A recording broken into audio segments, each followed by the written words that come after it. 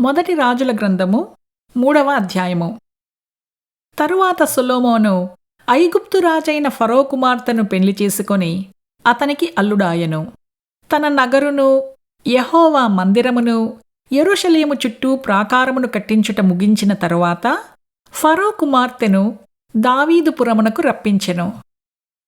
ఆ దినముల వరకు యెహోవా నామమున కట్టింపబడిన మందిరము లేకపోగా జనులు ఉన్నత స్థలముల యందు మాత్రము బలులను అర్పించుచూ వచ్చిరి. తన తండ్రి అయిన దావీదు నియమించిన కట్టడలను అనుసరించుచు సొలొమోను యెహోవా యందు ప్రేమ ఉంచెను. కాని ఉన్నత స్థలముల యందు అతడు బలులను మాత్రము అర్పించుచు ధూపము వేయుచూ ఉండెను. గిబియోను ముఖ్యమైన ఉన్నత స్థలమై ఉండెను కనుక బలులనర్పించుటకై రాజు అక్కడికి పోయి ఆ బలిపీఠము మీద 1000 దహన బలులను అర్పించెను. గిబియోనులో యెహోవా రాత్రివేళ స్వప్నమందు సొలొమోనునకు ప్రత్యక్షమై, నేను నీకు దేనినిచ్చుట నీకిష్టమో దానినడుగమని దేవుడు అతనితో సెలవీయగా, సొలొమోను ఈలాగు మనవి చేసెను: నీ దాసుడును నీ తండ్రియునైన దావీదు నీ దృష్టికి అనుకూలముగా సత్యమును నీతిని అనుసరించి యథార్థమైన మనస్సు కలవాడై ప్రవర్తించెను కనుక నీవు అతని ఎడల పరిపూర్ణ కటాక్షమగుపరిచి ఈ దినమునున్నట్లుగా అతని సింహాసనము మీద అతని కుమారుని కూర్చుండబెట్టి అతని యందు మహాకృపను చూపియున్నావు.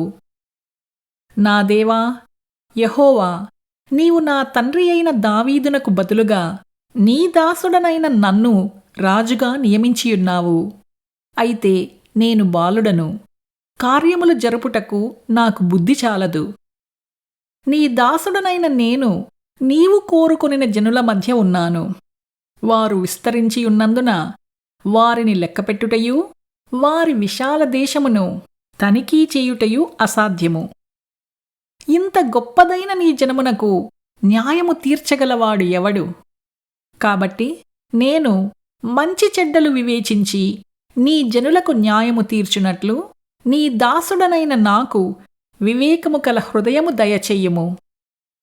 సొలొమోను చేసిన ఈ మనవి ప్రభువునకు అనుకూలమాయెను. కనుక దేవుడు అతనికి ఈలాగు సెలవిచ్చెను: దీర్ఘాయువునైనను ఐశ్వర్యమునైనను నీ శత్రువుల ప్రాణమునైనను అడుగక న్యాయములను గ్రహించుటకు వివేకము అనుగ్రహించుమని నీవు అడిగితివి. నీవు అలాగిన అడిగినందున నీ మనవి ఆలకించియున్నాను. బుద్ధి వివేకములు గల హృదయము నీకిచ్చుచున్నాను. పూర్వీకులలో నీ వంటివాడు ఒక్కడునూ లేడు, ఇక మీదట నీ వంటివాడు ఒకడునూ ఉండడు. మరియు నీవు ఐశ్వర్యమును ఘనతను ఇమ్మని అడుగకపోయినను నేను వాటిని కూడా నీకిచ్చుచున్నాను. అందువలన నీ దినములన్నిటనూ రాజులలో నీ వంటివాడొక్కడైననూ ఉండడు. మరియు నీ తండ్రి అయిన దావీదు నా మార్గములలో నడిచి నా కట్టడలను నేను నియమించిన ధర్మమంతటినీ గైకొనినట్లు నీవు నడిచి వాటిని గైకొనిన ఎడల నిన్ను దీర్ఘాయుష్మంతునిగా చేసెదను అనెను.